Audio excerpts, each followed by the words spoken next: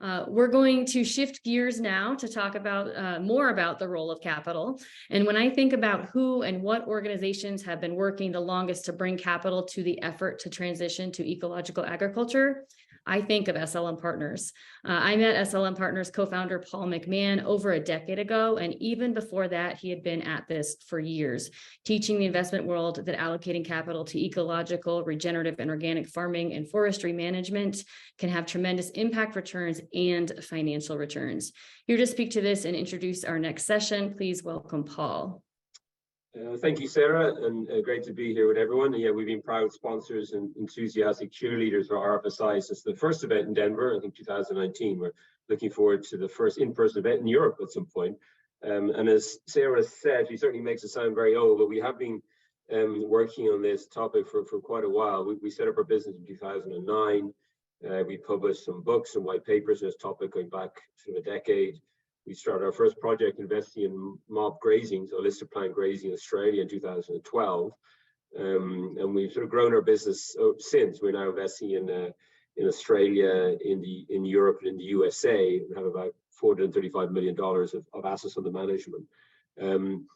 I'd say, you know, we've made some mistakes along the way. We've got a few things right. We certainly learned a lot. And I'd say that the thing we've learned most, and what we think is probably the most important conclusion we've come to, is the central importance of the farmer in all of this, which is why I think that last panel was probably the most important panel we're going to have today.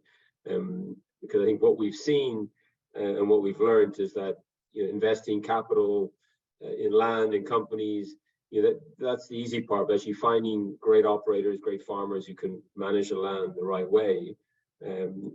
That's where it either works or doesn't work. And I think our challenge as investors, people with capital, is how do we find those right operators, how do you equip them with the right knowledge and tools, and then provide the finance they need so they can grow and expand.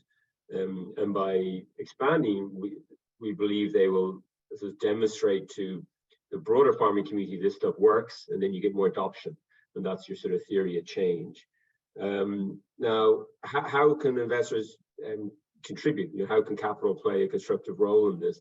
I'm going to just share very quickly a slide which tries to encapsulate some of the different ways that investors can participate in this ecosystem.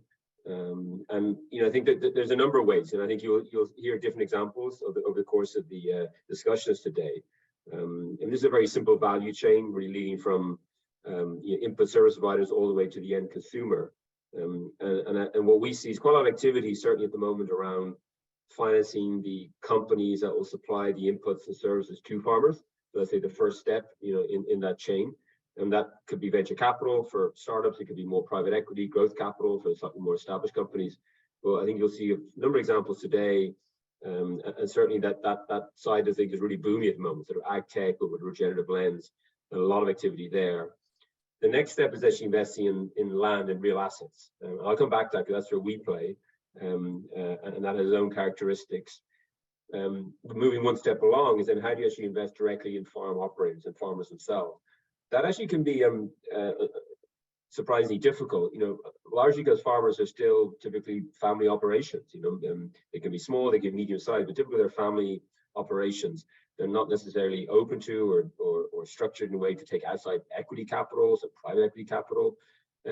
They do take debt, and so lending is certainly a way that investors can contribute, and we're seeing emerge some more creative debt funds and lending solutions, you know, tied to regenerative practices and outcomes in the US and starting to appear in Europe. So that's an interesting area, I think, to look at.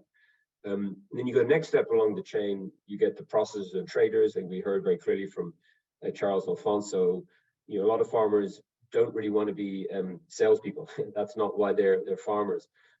They sort of hold their nose and do it because they know it's important. But I think that just shows how there's a real need for companies to start up here to link those regenerative farmers with the market. And again, that's going to require venture capital and private equity and different kinds of growth capital. And then finally, consumer-facing food brands, you know, and that can certainly be the pull-through factor, you know, which trickles back to farmers, where you have brands building the story around nutrition, regeneration, able to maybe charge a higher price to consumers, and then able to pay a higher premium to farmers. And if we can get that moving back along the chain, yeah, that could be powerful. So different ways to invest for venture, private equity, credit along the chain. Just going back to land and the real assets, like that's where we play. That has its own attractive characteristics. You get a lot of downside protection investing in land. You potentially get income yield, capital appreciation, inflation protection. There's lots of reasons why investors now want land in their portfolios for diversification reasons. So we think we can sort of harness that in a way financial imperative, but then steer it in a more impactful direction by making sure it's going to regenerative organic farmers. And then I think it all comes down to how do you partner and work with those farmers. There's different models out there. You can buy land and lease. We're doing that in the US, and it works very well because you can actually have quite flexible leases, which really help the farmers make those transitions, give long-term access to land. You can partner with farmers, and that's what we're doing in Europe. And you'll see a case study now with, from Alfonso and my colleague Joao talking about that. Or as an investor, you can try and buy land and operate, build your own teams. And we've done that, but we've also learned it is very difficult to find the right people to build these teams. There's a lot of risk involved. A lot of the best farmers, most regenerative farmers, don't want to be employees. They're really true entrepreneurs who want to kind of run their own operations. So I think, if you want to meet them where they are, then finding ways to partner or lease or more joint venture arrangements could be better in the long run and allow for greater scalability.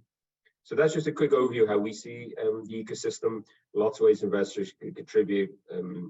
Our little piece is more on real assets and land.